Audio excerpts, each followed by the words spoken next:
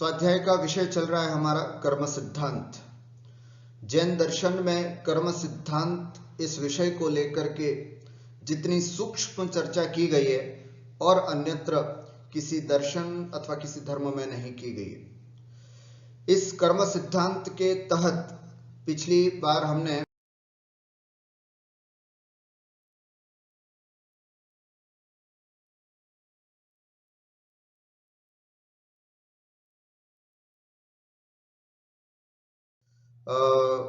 ज्ञानावरणीय, दर्शनावरण, वेदनीय, मोहनीय, आयु, इन कर्मों के बारे में विस्तार से जाना। पिछली कक्षा से हमने नाम कर्म को पढ़ना प्रारंभ किया था। नाम कर्म किसे कहते हैं? जिस कर्म के उदय से इस जीव के चित्र विचित्र रूप बनते हैं, अथवा जिस कर्म के उदय से अच्छे बुरे शरीर की संरचना होती है, उसे हम नाम कर्म कहते हैं। हमारा शरीर कैसा है, अर्थात हमारी आंख कैसी है, हमारे हाथ कैसे हैं, हमारी हाइट कैसी है, ये सब कुछ यदि हमें किसी कर्म से प्राप्त होता है तो वो सब नाम कर्म से प्राप्त होता है। इस नाम कर्म को एक चित्रकार की उपमा दी है। जिस प्रकार एक चित्रकार अपनी इच्छा से छोटा बड़ा, है ना, काला गोरा और मोटा पतला, जैसा चाहे वो चित्र बना सकता है किसी व्यक्ति का, ठीक उसी प्रकार यह नाम कर्म ऐसा होता है जो व्यक्ति को कैसा काला बनाना है, गोरा बनाना है, लंबा बनाना है, बौना बनाना है, उसको कैसा बनाना है, वो सब ये नाम कर्म डिसाइड करता है। इस कर्म से हमारी आत्मा का कौन सा गुण नष्ट होता है? तो कहते हैं इस कर्म से आत्मा के सूक्ष्मत्व गुण का घात होता है। अर्थात जब तक यह कर्म रहेगा तब तक हम, जो हमारा स्वभाव है अमूर्तिकपना, स्पर्श रस गंध वर्ण से रहित, उस परम तत्व को प्राप्त नहीं हो सकते, अर्थात अमूर्तिकपने को प्राप्त नहीं हो सकते। इसलिए जैसे ही जो सिद्ध भगवान है आठों कर्मों के तहत नाम कर्म का भी नाश कर देते हैं, शरीर से रहित हो जाते हैं और बिल्कुल अमूर्तिक पने को प्राप्त होकर के सिद्धालय में विराजमान है।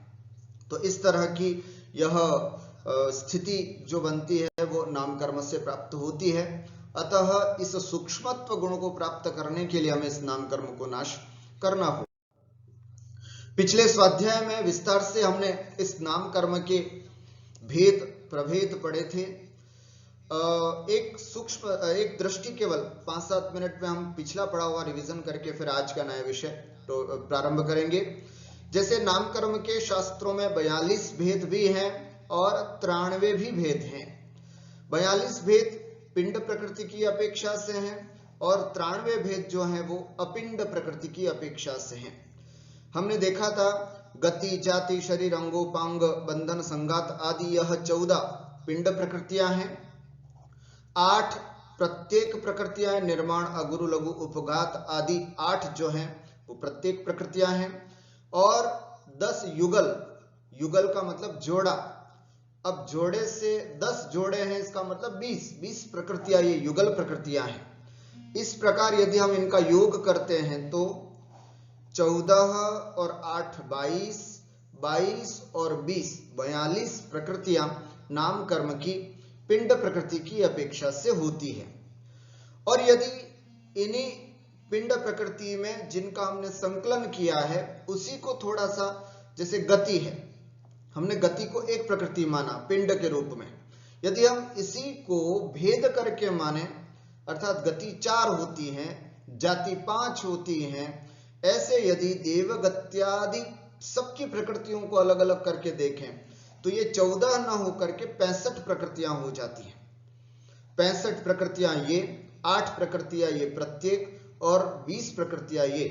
65 और 8 73, 73 और 73 और 20 20 93। इस प्रकार से 65, निर्माण आदि 8, युगल प्रकृतियां 20 और कुल मिलाकर के ये 93 भेद होते हैं। पिछले स्वाध्याय में हमने समझा था।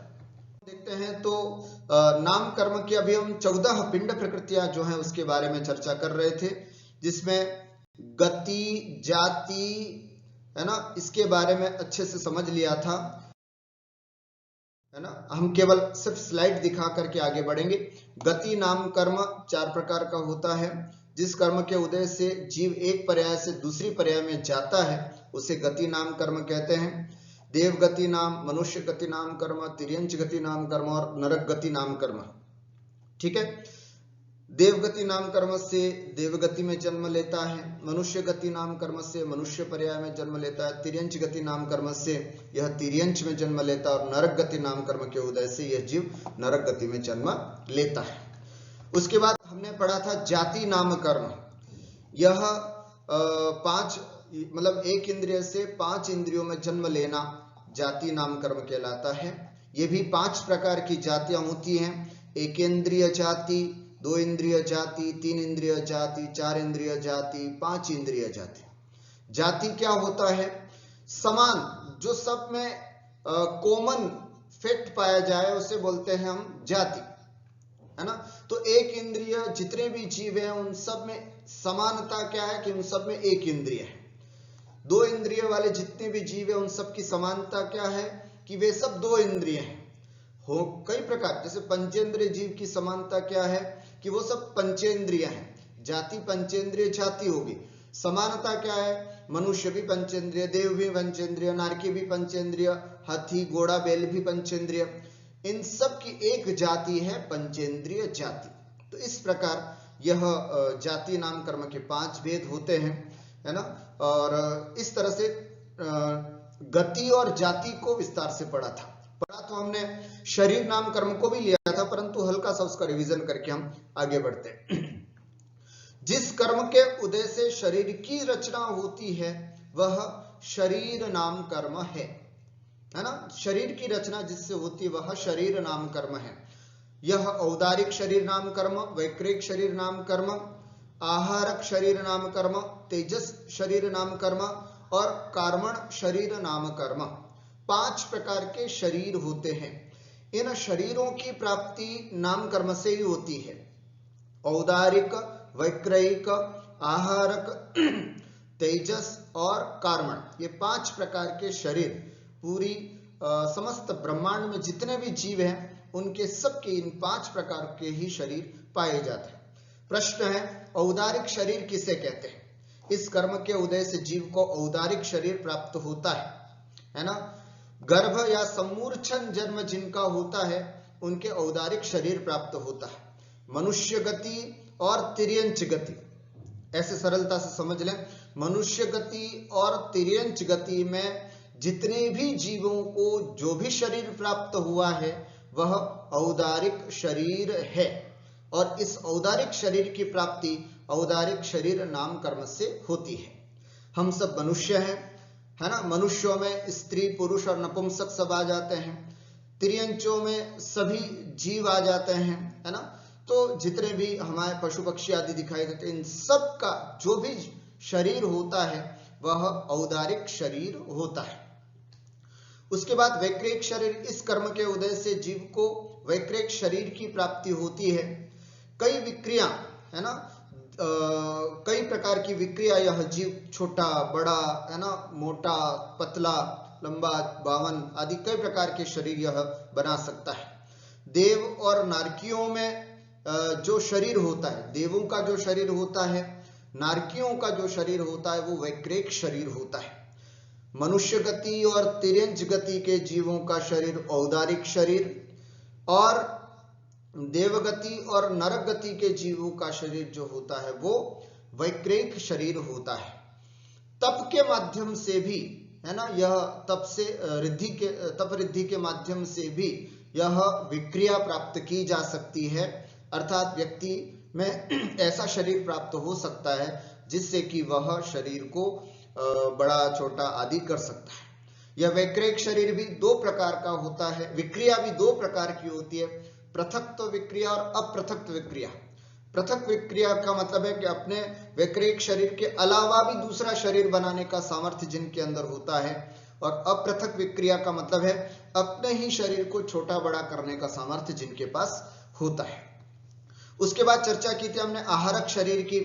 सूक्ष्म पदार्थ का ज्ञान करने या असंयम को दूर करने हेतु मुनि जिस शरीर को रचते हैं उसे हम आहारक शरीर कहते हैं, है ना। आहारक शरीर नाम कर्म के उदय से आहारक शरीर प्राप्त होता है। दो बातें इसमें ध्यान में रखनी है।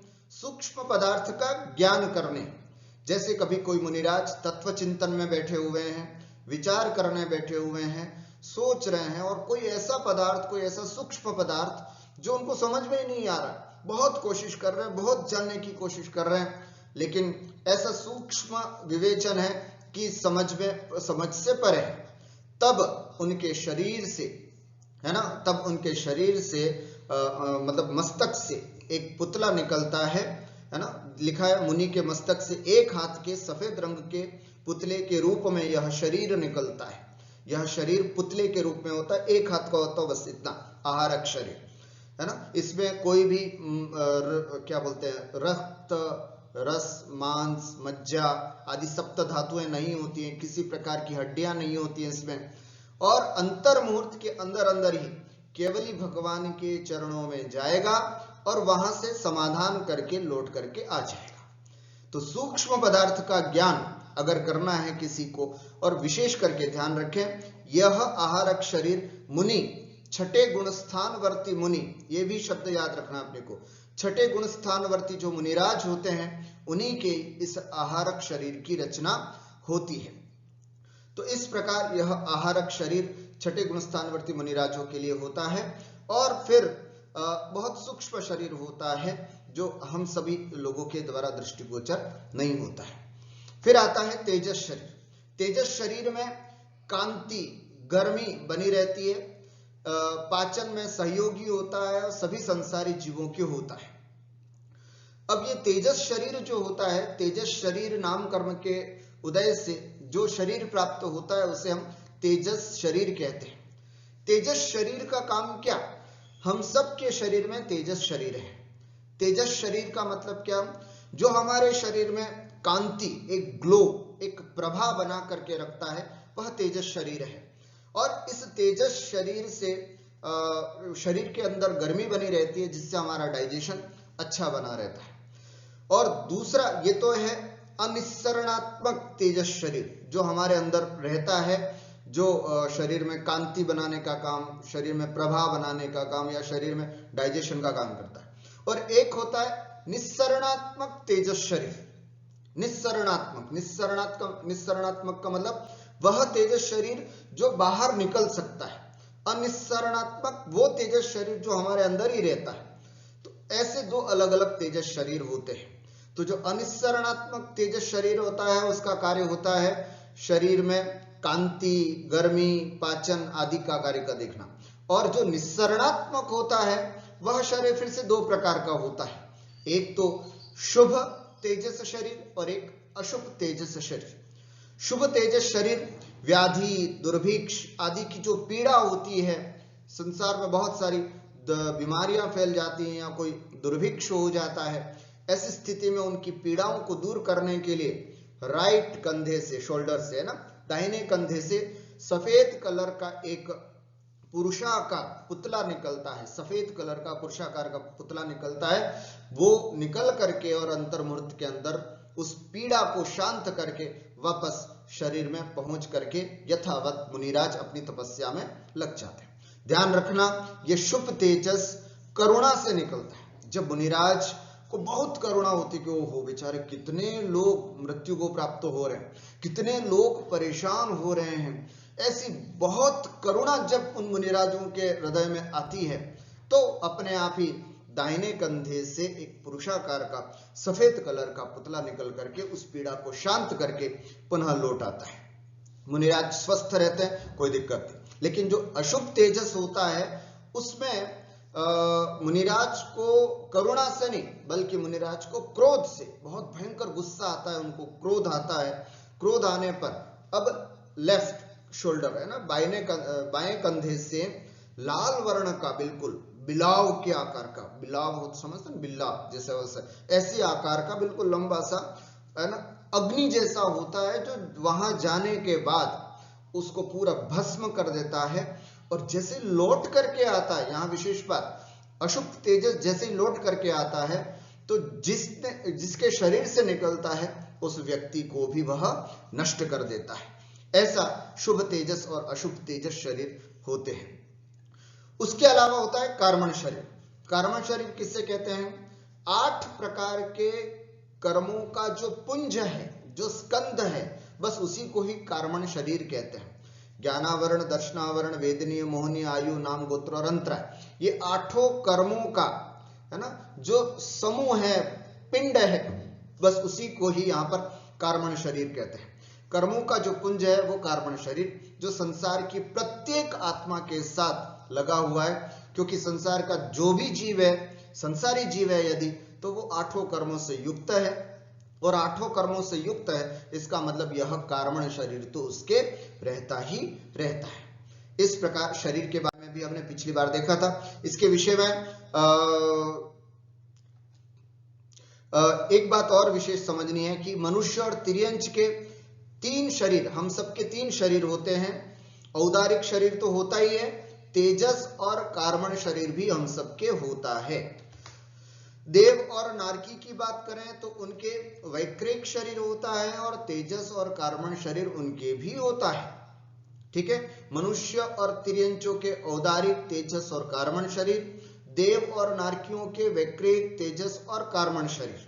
हाँ, रिद्धिधारी मुनिराज जिनके संयम मतलब सूक्ष्म पदार्थ को जानने के लिए या असंयम को दूर करने के लिए जो मस्तक से निकला हुआ पुतला है, ऐसा पुतला निकला हुआ होता है, तब उन मुनिराज के औदारिक शरीर भी है, आहारक शरीर भी है, तेजस शरीर भी है और कार्मण शरीर भी है। इस अपेक्षा से अधिकाधिक 4 शरीर भी हो सकते हैं।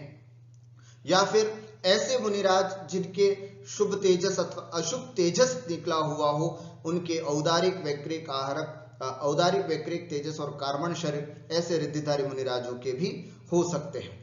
कम से कम कितने शरीर हो सकते हैं किसी जीव के? तो 2 शरीर। किसके लिए? उसके लिए बताते हैं विग्रह गति। एक पर्याय को छोड़ करके जब जीव दूसरी पर्याय को प्राप्त करने के लिए जाता है, तो दूसरी पर्याय को प्राप्त करे उससे पहले तक का जो बीच का समय है, इसी को कहते हैं विग्रह गति। इस विग्रह गति में कौन सा शरीर होता है? तो कहते हैं उस समय केवल 2 ही शरीर होते हैं, एक तेजस शरीर और दूसरा कार्मण शरीर। ठीक हो गया? तो ये बात भी हमने पिछली बार देखी थी। क्रमशः सूक्ष्म सूक्ष्म होते हैं। केवल औदारिक शरीर जो है वो दृश्य होता है, स्थूल होता है, देखने योग्य होता है, बाकी सब सूक्ष्म सूक्ष्म होते हैं।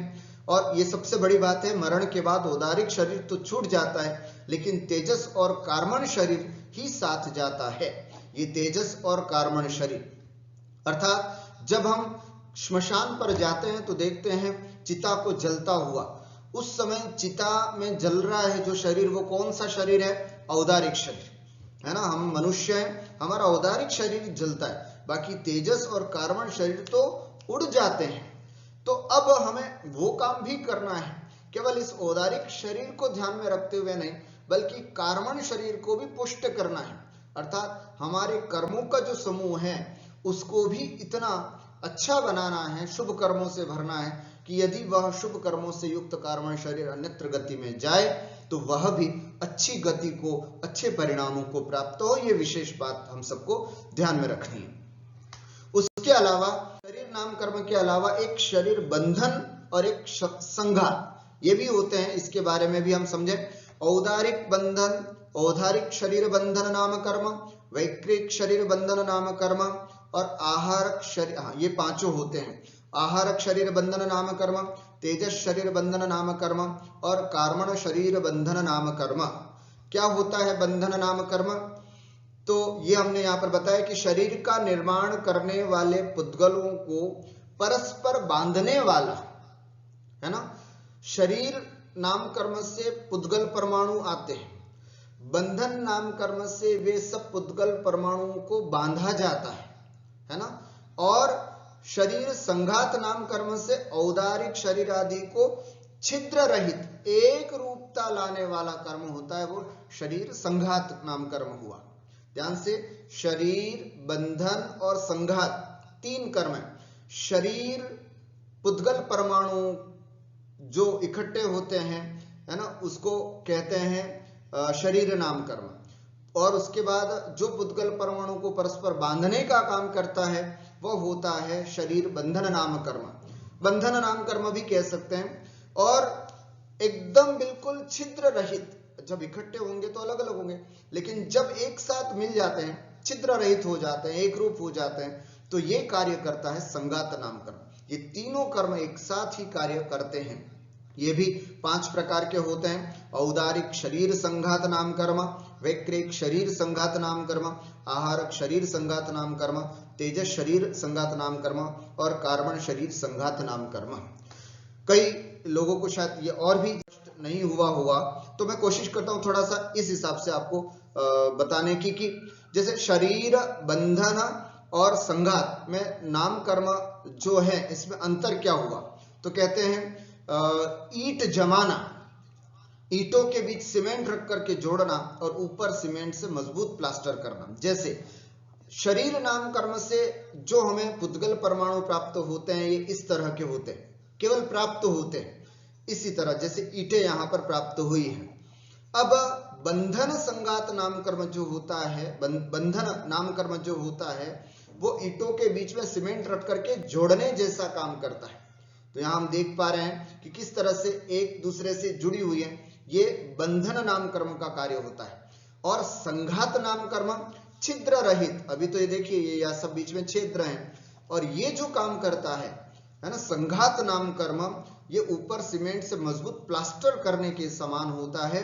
बिल्कुल उसी तरह आप हम अब देख सकते हैं स्किन, हमारी जो सबकी हम सबकी जो स्किन है वो बिल्कुल संघात नाम कर्म से युक्त है, अर्थात बिल्कुल ऊपर प्लास्टर की तरह है। तो यह तीनों का काम मिलकर के ये शरीर बना है। एक तरह से शरीर, बंधन और संघात तीनों का युक्त परिणाम जो है वो हमारे शरीर के रूप में देखने को आता है। इस प्रकार हमने शरीर, बंधन और संघात तीनों नाम कर्मों को स्पष्ट रूप से समझा। अब अंगोपांग नाम कर्म किसे कहते हैं और कितने प्रकार के होते हैं इसको यहां पर समझिए। जिस कर्म के उदय से शरीर के अंग, है ना, और उपांग की रचना होती है उससे हम अंगोपांग नाम कर्म कहते हैं।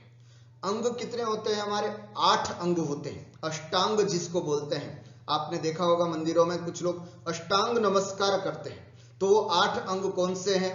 तो कहा जाता है 2 हाथ, है ना, 2 पैर, नितंब कमर से नीचे वाला भाग, पीठ, है ना, बैक, उसके बाद हृदय और मस्तक, ये 8 अंग जो है ना, इसको हम अंग कहते हैं। और उपांग किसे कहते हैं? उसके अंगों में, जैसे हाथ आ गया तो हाथों में पाया जाने वाली अंगुली आ गई, है ना, उसी प्रकार मस्तक में पाए जाने वाले कान, नाक आदि अंग के अंदर ही पाए जाने वाले और छोटे मोटे जितने भी है वह सब उपांग कहलाते हैं। तो इस अंग और उपांग की रचना जो होती है वह अंगोपांग नाम कर्म से होती है। अब ये कितने प्रकार का होता है? तो औदारिक शरीर अंगोपांग नाम कर्म, वैक्रिक शरीर अंगोपांग नाम कर्म और आहारक शरीर अंगोपांग नाम कर्म। ध्यान रखें, औदारिक, वैक्रिक और आहारक, इन 3 प्रकार के शरीरों में ही अंगोपांग होते हैं। तेजस और कार्बन शरीर में अंगोपांग नहीं होते। औदारिक, वैक्रिक और तेजस 3 प्रकार का जो शरीर होता है उनके ही हाथ, पैर, ना, है ना, अंगुली आदि सब हो सकती है, होती है। उसके लिए कौन सा कर्म होता है? तो कहते हैं अंगोपांग नाम कर्म के उदय से ये सब चीजें अंग और उपांग प्राप्त होते हैं। हाँ, ये विशेष बात समझिएगा, एकेंद्रिय जीव को इस कर्म का उदय नहीं होता है। अर्थात जैसे औदारिक शरीर, है ना, औदारिक शरीर तो होता है लेकिन अंगोपांग नहीं होता। अंगोपांग अर्थात एकेंद्रिय में पृथ्वी का है, जल का है, अग्नि का है, वायु का है, वनस्पति का है, ये जो होते हैं ये सूक्ष्म भी होते हैं और बादर भी होते हैं। तो इनमें जो होता है एकेंद्रिय जो जीव होते हैं इनके अंगोपांग नाम कर्म का उदय नहीं होता है, कोई विशेष प्रकार के अंगोपांग इनके नहीं होते। और तेजस और कार्बन शरीर के अंगोपांग ही नहीं होते, है ना। और तेजस और कार्बन शरीर से इसलिए यहाँ पर 3 ही अंगोपांग नाम कर्म के अंतर्गत जानना चाहिए।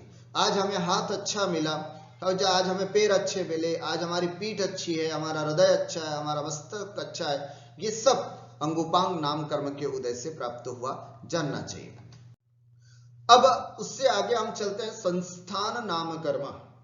संस्थान का मतलब होता है आकार, है ना, शरीर का जो आकार होता है इसको निर्धारित करता है संस्थान नाम कर्म।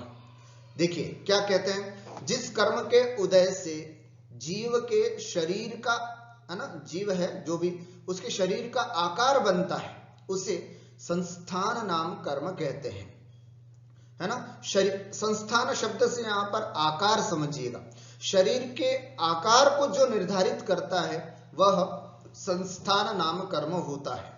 कितने प्रकार का होता है ये, तो कहते हैं ये भी 6 प्रकार का होता है। संस्थान नाम कर्म के 6 भेद है। कौन कौन से, समचतुरस्र संस्थान, न्यग्रोध परिमंडल संस्थान, स्वाति संस्थान, कुब्जक संस्थान, वामन संस्थान और हुंडक संस्थान। ये 6 प्रकार के संस्थान होते हैं। समचतुरस्र संस्थान, ध्यान से सुनना, इसका उच्चारण ठीक करना है, समचतुरस्र। ये कई लोग समचतुरस्त्र त्र करते हैं, नहीं, समचतुरस्र।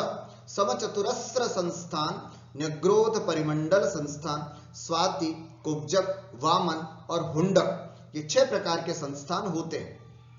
शरीर की लंबाई चौड़ाई आदि सुडौल, बिल्कुल सुव्यवस्थित, जैसे नाक होनी चाहिए वैसी नाक, जैसे कान होने चाहिए वैसे कान, है ना, बिल्कुल सुव्यवस्थित हो, ऐसा शरीर जो होता है वो समचतुरस्र संस्थान वाला होता है।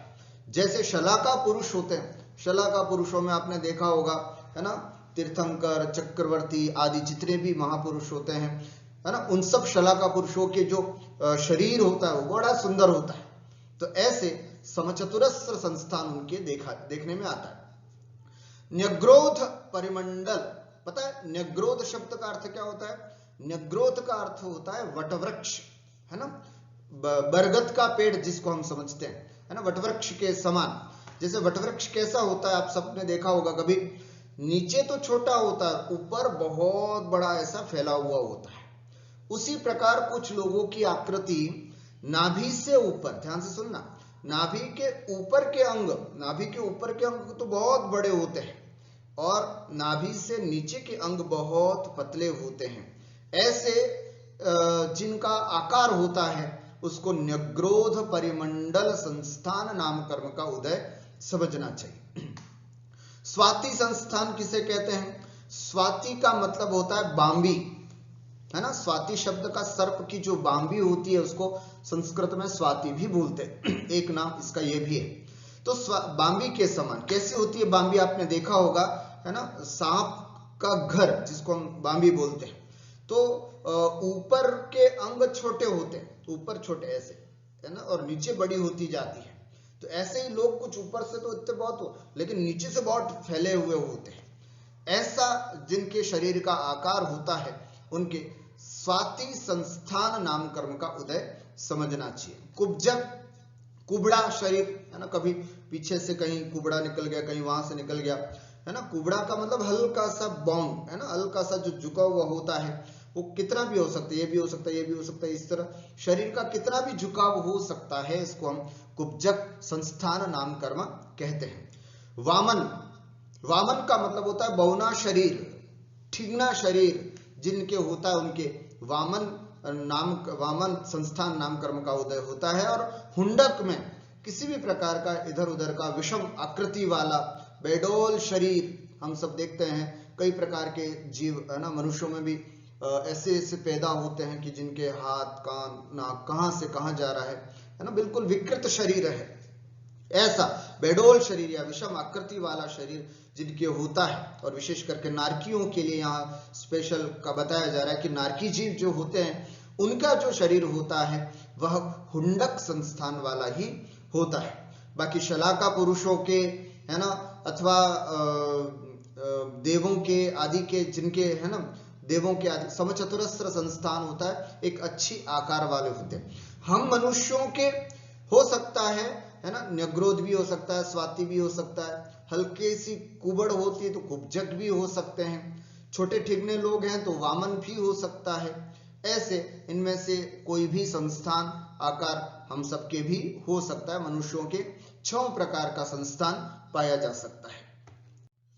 अब होता है सहनन की बात करते हैं। सहनन का मतलब क्या होता है? हड्डियों का बंधन विशेष, इसको कहते हैं सहनन।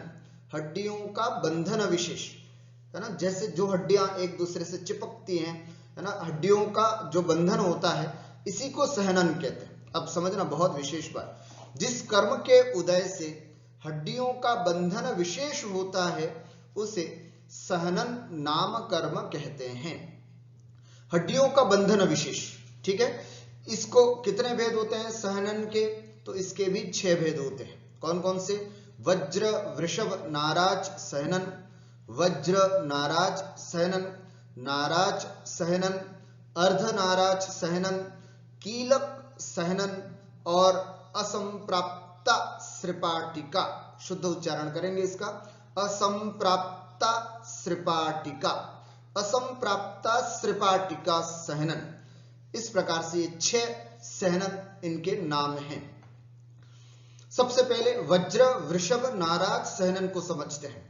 वज्र, एक अगर हम शब्दों को समझेंगे ना तो अर्थ जल्दी समझ में आ जाएगा। वज्र, वज्र का मतलब होता है वज्र की हड्डियां होना। वृषभ का मतलब होता है वेष्टन, है ना, ऊपर जो वेष्टन होता है वो भी नसों का आदि या जो चमड़ी आदि का जो वेष्टन होता है ढकने का शरीर का, वो भी वज्र का, वृषभ का मतलब होता है वेष्टन। और नाराज का मतलब होता है ऐसे जैसे हड्डियां 2 मिली उसमें से कील होती है, वो भी वज्र की होती है। तो हड्डियां वज्र की, वेष्टन जो होता है ऊपर का वो भी वज्र का, और हड्डियों के बीच में एक कील होती है वो भी वज्र की। ऐसे वज्र के ही सब होते हैं।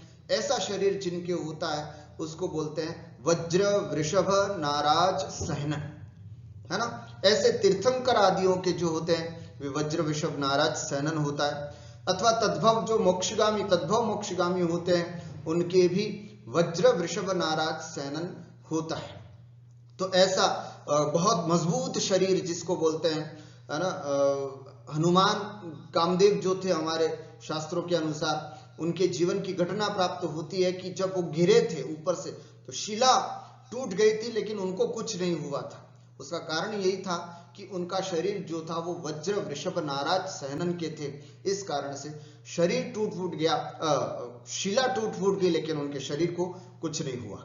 उसके बाद आता है वज्र नाराज। आप देख पा रहे हैं इसमें वृषभ शब्द नहीं है। वृषभ का मतलब वेष्टन जो है वो वज्र का नहीं होता है, बाकी वज्र की हड्डियां होती है और वज्र की ही कील होती है।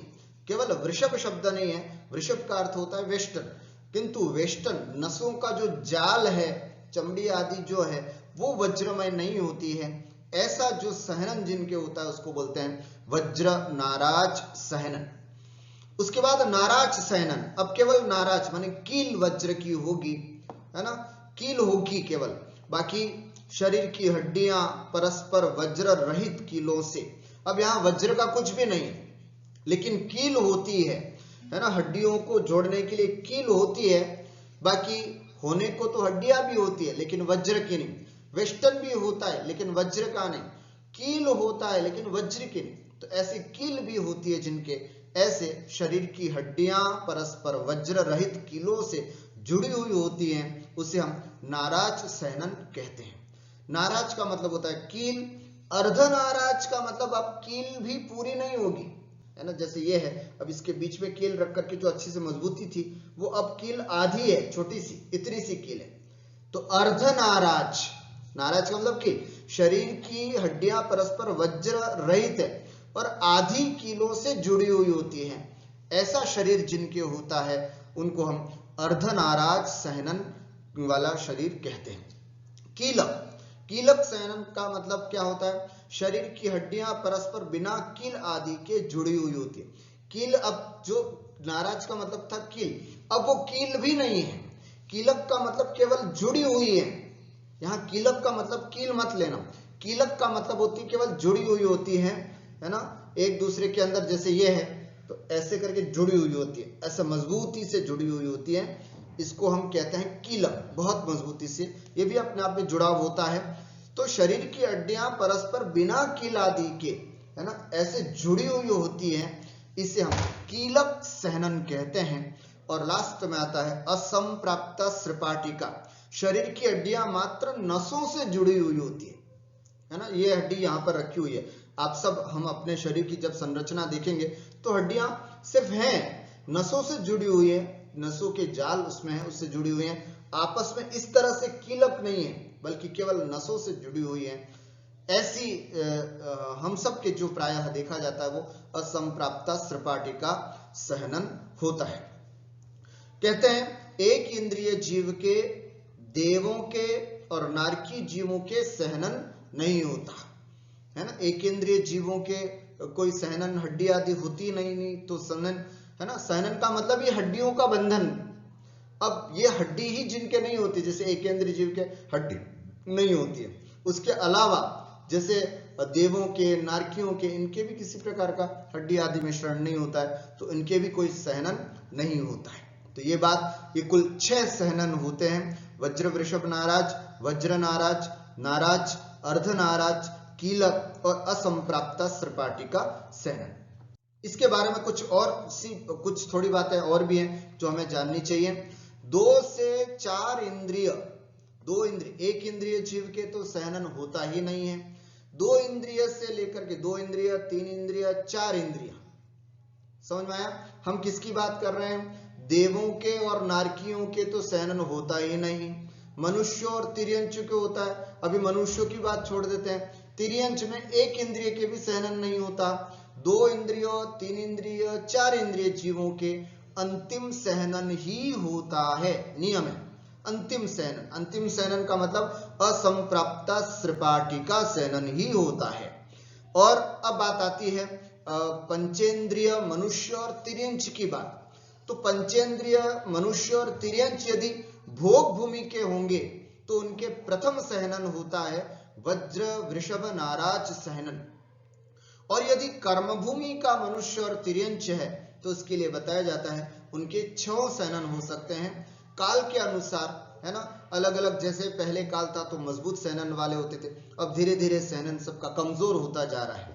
तो लेकिन मनुष्य और तिर्यंच कर्म भूमि के हैं, शास्त्रों में बताया जाता है उनके 6 सहनन पाए जा सकते हैं। वर्तमान में हम सब लोगों के जो सहनन हैं उसके बारे में 2 बातें विद्वानों की प्राप्त होती हैं। कुछ कहते हैं कि अंतिम सहनन, है ना, असंप्राप्त सृपाटिका सहनन है, और कुछ कहते हैं कि अंतिम 3 सहनन पाए जाते हैं। खैर, यहाँ पर एक विशेष बात कि कितने सहनन वाला जीव कौन से स्वर्ग तक और कौन सी नरक तक जा सकता है, एक विशेष विश्लेषण है, उसको भी हम यहाँ पर इस सहनन के प्रसंग में समझ लेते हैं। जैसे 6वां सहनन, 8वां है ना, 6वां सहनन कौन सा?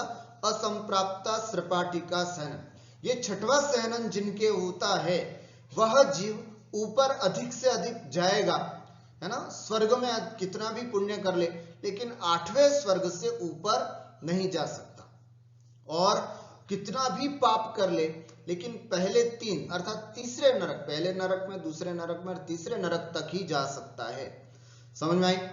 क्या स्वर्गों में कहां तक? भवनवासी बन सकता है, व्यंतर बन सकता है, ज्योतिष बन सकता है। उसके बाद वैमानिक बना तो पहला, दूसरा, तीसरा, चौथा, 5वां, 6वां, 7वां और 8वें स्वर्ग तक जा सकता है।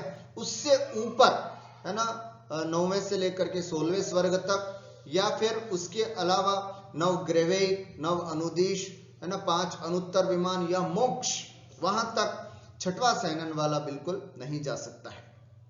5वां सहनन वाला 12वें स्वर्ग तक जा सकता है, नीचे 5वें नरक तक जा सकता है। चौथा सहनन 16वें स्वर्ग तक, चौथा सहनन, है ना, ये अर्धनाराज नहीं, नाराज सहनन। तो 6वां, 5वां और चौथा अर्धनाराज सहनन वाला 16वें स्वर्ग तक जा सकता है। तो ये मैं बता रहा था कि शास्त्रों में 2 बातें बताई जाती है कि पंचम काल में प्रथम सहनन अथवा तीसरे सहनन तक हो सकते हैं, अर्थात लास्ट के 3 सहनन हो सकते हैं।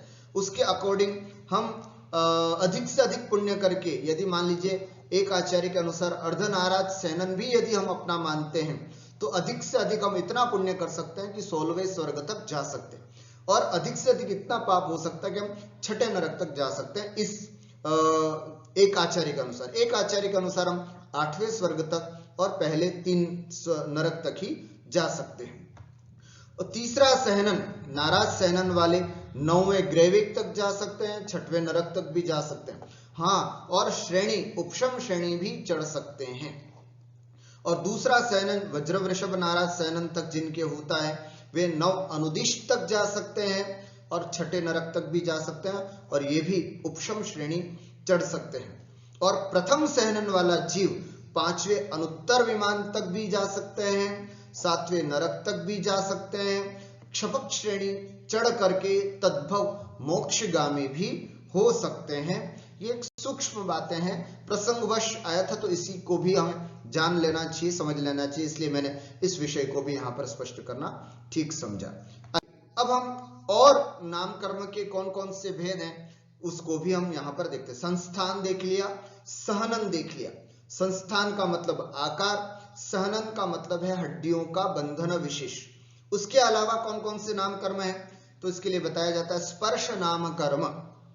स्पर्श नाम कर्म का मतलब क्या होता है? जिस कर्म के उदय से शरीर में स्पर्श हो, है ना, शरीर में स्पर्श हो, अर्थात इससे छू करके हमें यह पता चलता है कि यह शरीर ठंडा है, गर्म है, हल्का है, भारी है, चिकना है, रूखा है, कठोर है, मुलायम है ना, ये सब, है ना, हमारा शरीर ठंडा है, गर्म, हल्का, भारी, ये सब किस नाम कर्म के उदय से होता है? स्पर्श नाम कर्म से। शरीर की बात बता रहे हैं। हमारा शरीर, आपने देखा होगा कई लोगों का बॉडी टेम्परेचर हमेशा गर्म होता है, तो उनसे जब भी आप शेकन करेंगे आपको एक हल्की सी गर्माहट महसूस होगी। कुछ लोगों का शरीर हमेशा ठंडा होता है, यानी जब आप शेकन करते हैं तो आपको पता चलता है कि यार इसका शरीर तो हमेशा ठंडा होता है। तो ऐसे शरीर में ठंडक, गर्म, हल्का, भारी, चिकना, रूखा, रूखा शरीर होता है, कोई कितने भी क्रीम लगा ले, लेकिन रूखे शरीर भी होते हैं। कठोर होता है, मुलायम होता है। तो ऐसा शरीर जिनके प्राप्त, ये शरीर की जो अलग अलग स्पर्श देखे जाते हैं, ये सब स्पर्श नाम कर्म के उदय से इस जीव को प्राप्त होते हैं, इस शरीर के लिए। एक होता है रस नाम कर्म। रस नाम कर्म किसे कहते हैं? जिस कर्म के उदय से शरीर में रस अर्थात स्वाद प्राप्त होता हो, उसे हम रस नाम कर्म कहते हैं। शरीर में भी कोई स्वाद होता है? जी हाँ, शरीर में भी स्वाद होता है ना। शरीर पुद्गल है और पुद्गल में रस होता ही है। स्पर्श, रस, गंध, वर्ण सब पाए जाते हैं। तो शरीर पुद्गल है, तो शरीर में कैसे स्वाद हो सकते हैं? खट्टा, मीठा, कड़वा, चरपरा, कषायला, है ना। ये सब जो रस हैं, ये रस या इनसे मिलजुल करके और भी कई प्रकार के रस हो सकते हैं। ऐसे रस, जैसा उसके रस नाम कर्म का उदय होगा वैसी ही अवस्था इस जीव को प्राप्त होती है। गंध नाम कर्म अर्थात जिस कर्म के उदय से शरीर में गंध हो। कैसी गंध? सुगंध, दुर्गंध, कुछ भी हो सकती है। तो कई बार देखा होगा कुछ लोगों का शरीर नेचुरली, है ना, नेचुरली सुगंधित होता है अपने आप, कुछ क्रीम पाउडर आदि नहीं, स्वाभाविक, है ना, बहुत सुगंधित होता है, तो उनके सुगंध नाम कर्म का उदय होता है। कुछ लोगों का शरीर बाय नेचर ही कितना भी क्रीम पाउडर लगा दे, लेकिन दुर्गंध नाम कर्म का जब उदय होता है तो उनके शरीर से केवल दुर्गंध ही निकलती है। तो ऐसे सुगंध गंध नाम कर्म, दुर्गंध नाम कर्म, ऐसे ये गंध नाम कर्म के 2 भेद होते हैं। एक वर्ण नाम कर्म का उदय भी होता है, जिस कर्म के उदय से शरीर में वर्ण माने कलर प्राप्त होता है। सफेद, लाल, काला, नीला, पीला, ये 5 प्रकार के वर्ण होते हैं। इनसे मिश्रित अनेक प्रकार के वर्ण भी होते हैं। हम देखते हैं कि कोई जीव बहुत काला है, कोई व्यक्ति सफेद, सफेद का मतलब श्वेत, श्वेत का मतलब गौर वर्ण भी होता है। तो ये कोई गोरा होना है, कोई काला होना है। हमने देखा था ना शुरुआत में कि कोई व्यक्ति बहुत काला है, कोई व्यक्ति बहुत गोरा है। ऐसा क्यों? आखिर ऐसा क्यों प्राप्त हुआ? ये वो कर्म हमको प्राप्त हुआ है कि जैसे वर्ण, है ना, शुभ वर्ण नाम कर्म का उदय होगा तो अच्छा कलर होगा, और अशुभ वर्ण नाम कर्म का उदय होता है तो खराब कलर प्राप्त होता है। तो हमारे शरीर का जैसा वर्ण होता है, जैसा शरीर है ना, शरीर कलर्स होते हैं, ये सब वर्ण नाम कर्म के उदय से ही हमारे शरीर को प्राप्त होते हैं। तो ये स्पर्श नाम कर्म, रस नाम कर्म, गंध नाम कर्म और वर्ण नाम कर्म, इनके बारे में हमने समझा। अब हम समझते हैं आनुपूर्वी नाम कर्म। आनुपूर्वी नाम कर्म किसे कहते हैं? जिस कर्म के उदय से, ध्यान से सुनना, बहुत विशेष है। अब हमने जैसे मनुष्य गति हो, तिरिंच गति हो, तो पता चल गया कि यहाँ पर औदारिक शरीर है। आगे देव गति और नरक गति में जाता है तो वहां पर वैक्रिक शरीर है। ठीक है, ये तो हमने समझ लिया। लेकिन आनुपूर्वी नाम कर्म क्या होता है? जिस कर्म के उदय से विग्रह गति में पूर्व शरीर का आकार मात्र बना रहता है, शरीर नहीं होता है, उसका आकार मात्र होता है। फॉर एग्जाम्पल कोई जीव है ना, अब ये कितने प्रकार का होता है अभी हम समझते हैं। नरक गत्यानुपूर्वी, मनुष्य गत्यानुपूर्वी, तिर्यंच गत्यानुपूर्वी और देव गत्यानुपूर्वी। उदाहरण के माध्यम से समझते हैं। जैसे नरक गत्यानुपूर्वी, तो नरक गति से जाने वाला, मान लीजिए कोई जीव नरक गति से मनुष्य गति में आ रहा है, तो नरक से निकल करके मनुष्य गति में आने के बीच में जो विग्रह गति होती है, उस समय आकार कैसा होता है उस जीव का? तो नरक गति को छोड़ करके आ रहा है, तो नरक में जो उसको शरीर प्राप्त हुआ था, वैक्रिक शरीर का जो आकार था, वैसा ही आकार उसके उस विग्रह गति में होता है। इसी को बोलते हैं आनुपूर्वी। ठीक है, नरक गति से जाने वाले जीव के विग्रह गति में जो शरीर का आकार होता है, आकार मात्र बताया, शरीर का आकार। शरीर तो कौन सा होगा? वहां पर केवल तेजस और कार्बन शरीर होते, लेकिन उनका आकार विशेष कौन सा रहा? तो वो पहले पूर्व गति से जो एक शरीर का एक सामान्य स्ट्रक्चर जो होता है वो उसके रहता है, नरक गत्यानुपूर्वी। मनुष्य गति को छोड़ करके मनुष्य गति से जाने वाले जीव के विग्रह गति में जो शरीर का आकार होता है उसे हम मनुष्य गत्यानुपूर्वी कहते हैं। तिर्यंच गत्यानुपूर्वी, तिर्यंच गति से जाने वाले जीव के विग्रह गति में जो शरीर का आकार होता है उसे हम तिर्यंच गत्यानुपूर्वी कहते हैं। और देव गति से जाने वाले जीव के विग्रह गति में जो शरीर का आकार होता है उसे हम देव गत्यानुपूर्वी कहते हैं। तो आनुपूर्वी का मतलब है पूर्व शरीर का आकार। इतना सा समझ, आनुपूर्वी का मतलब पूर्व शरीर का आकार, क्योंकि अभी नया शरीर तो जब अगली गति को प्राप्त होगा तब उसको प्राप्त होगा, उससे पूर्व विग्रह गति में कुछ आकार तो जरूर होगा, और वो आकार आनुपूर्वी नाम कर्म से प्राप्त होता है। क्योंकि नरक गति में जो प्राप्त होने वाला था वैक्रिक शरीर, वो तो नरक गति छूटते ही खत्म हो गया, वही शरीर खत्म हो गया। लेकिन आत्मा के प्रदेश कुछ न कुछ आकार लेकर के विग्रह गति में पहुंचते हैं। वो आकार नरक गत्यानुपूर्वी, मनुष्य गत्यानुपूर्वी, तिर्यंच गत्यानुपूर्वी और देव गत्यानुपूर्वी के नाम से जाना जाता है।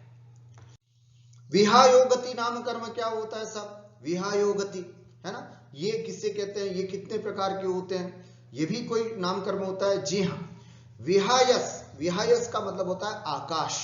दो शब्द है इसमें, विहायोगति। संस्कृत में स को रू, रू को ऊ को ओ बन करके विहायोगति शब्द ये संधि वगैरह से बना है। तो दो शब्द हैं, विहायस और गति, आकाश में गमन। अब अर्थ समझे, जिस कर्म के उदय से जीव का आकाश में गमन हो वह विहायो गति नाम कर्म है। इसका मतलब ये मत समझना कि आकाश में गमन करने वाला, नहीं, भूमि के आश्रय सहित या आश्रय रहित दोनों आ गए। भूमि के आश्रय सहित भी गमन हो सकता है और भूमि के आश्रय रहित भी गमन हो सकता है। हम सबका जो है वो भूमि के आश्रय सहित गमन होता है। हम जो भी गमन करते हैं हम सबका भूमि के आश्रय से, लेकिन पक्षियों का जो है वो कैसा होता है? भूमि के आश्रय रहित गमन होता है। तो ऐसे इनकी दोनों की स्थितियां समझ लीजिए। तो विहायो गति का मतलब है हमारा चाल चलन, हमारी चलने की तरीका। इसके भी दो भेद होते हैं, प्रशस्त विहायो गति नाम कर्म और अप्रशस्त विहायो गति नाम कर्म। जैसे प्रशस्त में कौन से आते हैं? तो कहा जाता है हाथी, बैल, हंस आदि की तरह अच्छी चाल, प्रशस्त है ना विहायोगति नाम कर्म कहते हैं। अर्थात हाथी की चाल जैसे है ना, बैल चलता है अच्छी चाल से चला जाता है, हंस का चलना या हंस का उड़ना ये भी प्रशस्त और अच्छा माना जाता है। तो इसके तरह साहित्य जगत में हमेशा जब भी किसी की उपमा दी जाती है, राजा की चाल कैसी थी, हाथी के जैसी उसकी चाल थी, अच्छी चाल मानी जाती है। हंस की तरह नायिकाओं की चाल बताई जाती है। तो इस तरह से ये अच्छी चाल मानी जाती है। विहायोगति में प्रशस्त विहायोगति नाम कर्म का उदय इन जीवों के होता है। और अप्रशस्त जैसे ऊंट चलता है, गधा हुआ, सर्प हुआ, टेढ़ा मेढ़ा चलता है, तो इन सब टेढ़ी मेढ़ी चाल को अप्रशस्त विहायोगति नाम कर्म कहते हैं। उसी तरह इंसान भी कुछ टेढ़ा चलता है, कुछ पैरों को रगड़ करके चलते हैं, कुछ मटक मटक करके चलते हैं। तो ऐसे जो चाल वाले होते हैं उनको अप्रशस्त विहायोगति नाम कर्म के उदय होने से उनकी ऐसी चाल चलन होता है। तो ये विहायोगति नाम कर्म के दो भेदों को भी हमने यहाँ पर समझा। अब इस प्रकार से यहाँ अभी हमने गति से लेकर के विहायोगति ये पूरे भेद जो थे है ना, इनके विस्तृत 65 भेदों को भी हमने समझ लिया। अब संक्षिप्त में फटाफट हम प्रत्येक प्रकृतियों को भी यहाँ पर समझने की कोशिश करते हैं। प्रत्येक प्रकृतियां कितनी होती हैं? 8 प्रकृतियां है ना, निर्माण, अगुरु लघु, उपघात, परघात, उच्छ्वास, आतप, उद्योत और तीर्थंकर, ये प्रत्येक प्रकृतियां हैं। इनको समझे। सबसे पहले निर्माण नाम कर्म। संक्षिप्त में इसके भेद प्रभेद नहीं है, एक एक लाइन में इनके अर्थ हम समझते चलते हैं। जिस कर्म के उदय से शरीर में अंगों की रचना यथास्थान और यथा प्रमाण होती है उसे निर्माण नाम कर्म कहते हैं। इस परिभाषा में 2 बातें विशेष समझना। यथास्थान, नाक यहां है तो बिल्कुल यही होना चाहिए, अगर यहां के बजाय इधर हो जाएगी तो कितना बुरा लगेगा, तो ये खराब हो जाएगा, नाक सही नहीं होगी। लेकिन निर्माण नाम कर्म जिसके सही होगा तो बिल्कुल नाक यहीं पर, कान यहीं पर, आंख यहीं पर, यथास्थान और यथा प्रमाण। अगर नाक बहुत बड़ी हो गई तो भी गलत हो जाता है। कभी कभी देखा होगा कान बड़े हो गए किसी के, ऐसे भी जीव होते हैं, तो इनके निर्माण नाम कर्म ठीक नहीं होता है। इसकी वजह से है ना, ये जितने भी है ना शरीर के अंग जो है वो सब ऐसे, अब जैसे अंग में मस्तक भी आता तो 2-2 मस्तक वाले जीव भी देखे जाते हैं, है ना, 3-3 आंखों वाले जीव भी देखे जाते हैं। तो ये सब निर्माण नाम कर्म ठीक नहीं होने की वजह से ऐसी स्थिति पाई जाती है। निर्माण नाम कर्म के बारे में 2 बातें, यथास्थान है ना और यथा प्रमाण। जैसा प्रमाण बताया गया ऐसे ही प्रमाण में अगर नाक नक्शे या हमारे शरीर के जो 8 अंग हैं उनकी रचना होती है तो ये निर्माण नाम कर्म के उदय से ही जानना चाहिए। अगुरु लघु नाम कर्म किससे कहते हैं? तो जो कर्म शरीर को लोहे के गोले की तरह न तो बहुत भारी और न रुई की तरह हल्का होने दे, उसे अगुरु लघु नाम कर्म कहते हैं, है ना। इसी की वजह से हम सहजता से एक स्थान से दूसरे स्थान जा पाते हैं, बैठ पाते हैं, उठ पाते हैं। अगुरु, जिनके अगुरु लघु नाम कर्म का उदय व्यवस्थित न हो तो बहुत भारी शरीर हो जाए तो वो व्यक्ति बैठा ही बैठा रह जाए, उठ नहीं पाए, स्थान से उठ नहीं पाए, चल नहीं पाए, इधर उधर जा नहीं पाए। तो ये अगुरु लघु, अगुरु, गुरु माने भारी, लघु माने हल्का, तो अ दोनों के साथ अगुरु अलघु, न तो ज्यादा गुरु माने भारी होना और न ही ज्यादा हल्का होना। अर्थात जिनका शरीर न तो बहुत ज्यादा भारी है और न ही बहुत ज्यादा हल्का हो, ऐसा जिनके होता है उनके अगुरु लघु नाम कर्म का उदय होता है। उपघात नाम कर्म क्या होता है? उपघात नाम कर्म जिस कर्म के उदय से जीव के अंग उपांग स्वयं उसी जीव के लिए घातक होते हैं उसे उपघात नाम कर्म कहते हैं। अर्थात ऐसे शरीर के अंग प्राप्त होना, उपांग प्राप्त होना जिससे स्वयं को खतरा हो। जैसे बारहसिंगा, एक हिरण है बारहसिंगा करके, उसके बहुत बड़े बड़े ऐसे सिंग होते हैं और खुद के ही सिंग के अंदर पकड़े जाने के कारण, मतलब फंस जाने के कारण, झाड़ फूसों में फंस जाता है, उससे वह जीव आखिर परेशान होकर के मर जाता है। ऐसे ही बहुत सारे जीव होते हैं जो अपने ही अंगों और उपांगों के कारण मृत्यु को प्राप्त हो जाता है, उसके लिए घातक हो जाते हैं। ऐसा जो अंग प्राप्त होते हैं या उपांग प्राप्त होते हैं वह उपघात नाम कर्म से प्राप्त होते हैं, है ना। उपघात नाम कर्म से ऐसे अंग और उपांग प्राप्त होते हैं जो उस जीव के लिए घातक होते हैं, है ना, घातक होते हैं, ऐसा उपघात नाम कर्म से प्राप्त होता है। और दूसरा परघात। परघात किसे कहते हैं?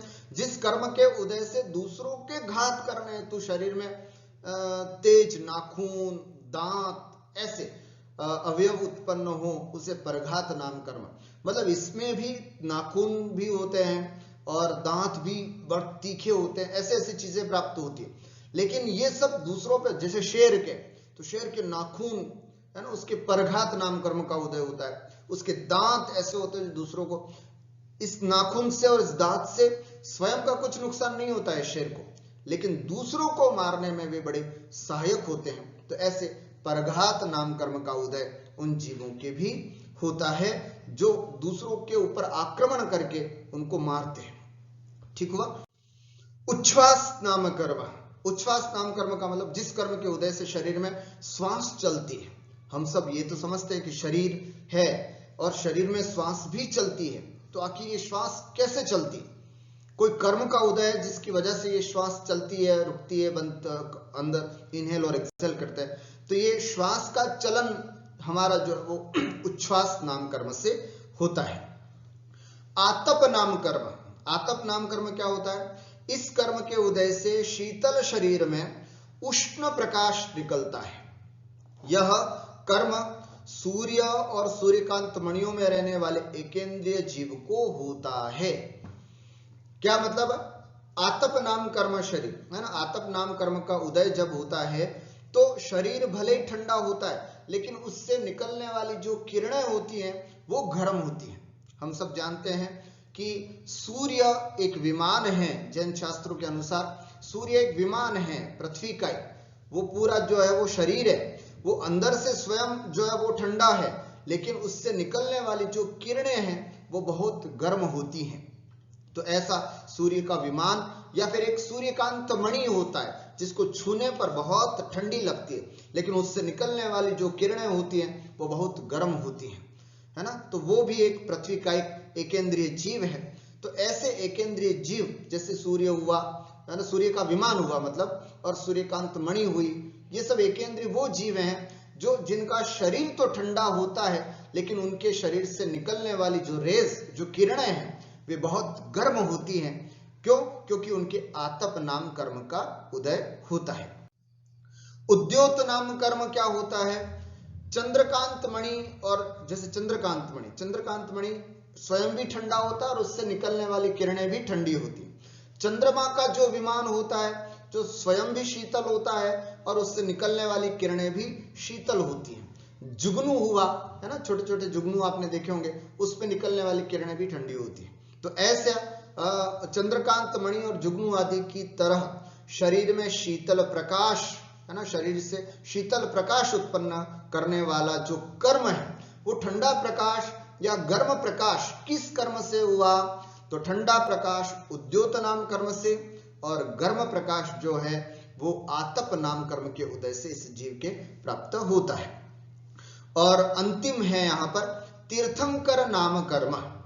प्रत्येक जो नाम कर्म पढ़ रहे हैं उसमें तीर्थंकर नाम कर्म कहते हैं। जिस कर्म के उदय से तीर्थंकर पद की प्राप्ति हो उसे तीर्थंकर नाम कर्म कहते हैं। सर्वोत्कृष्ट पुण्य प्रकृति है ना। इस पुण्य प्रकृति के लिए ही हम सब लोग कोशिश करते हैं कि हमें ये प्रकृति कब प्राप्त हो।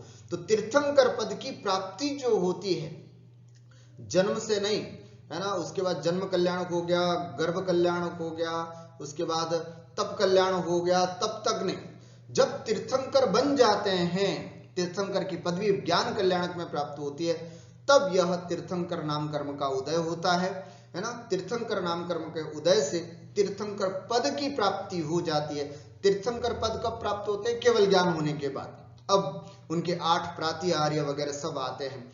तो ये तीर्थंकर नाम कर्म का उदय होने की वजह से ही यह जीव तीर्थंकर पद को प्राप्त होता है। कहते हैं कि जितनी भी कर्म प्रकृतियां उनमें सर्वोत्कृष्ट यदि कोई पुण्य प्रकृति है तो यह तीर्थंकर नाम कर्म की प्रकृति होती है। बस आज इतना ही। अब युगल प्रकृतियों के बारे में, है ना, युगल प्रकृतियां भी हैं। तो युगल प्रकृतियां कुल जैसे कि हम देख रहे हैं यहाँ पर, है ना, ये गति आदि जो है पिंड प्रकृतियां थी है, और ये हमने निर्माण प्रकृति तक जान लिया है। अब ये युगल प्रकृतियों के बारे में भी और जानना है और समझना है, लेकिन समय लग जाएगा, इसलिए आज ही मैं यहाँ पर विराम लेता हूं। तब तक आप इन प्रकृतियों के बारे में और भी समझें और भी इस बारे में चिंतन, विचार और विमर्श करें। इसके अलावा युगल प्रकृतियों को समझने के बाद इन सब प्रकृतियों को पढ़ने से हमें क्या फायदा है, इसमें कितनी शुभ है, कितनी अशुभ है ना, और कैसे शुभ कर्म का बंध कर सकते हैं हम, कैसे अशुभ कर्म का बंध कर सकते हैं, इन सब बातों के बारे में हम अगले स्वाध्याय में विस्तार से समझेंगे। तब तक मैं यही विराम लेता हूं। बोले द्वादशांग जन्वाणी माता की जय।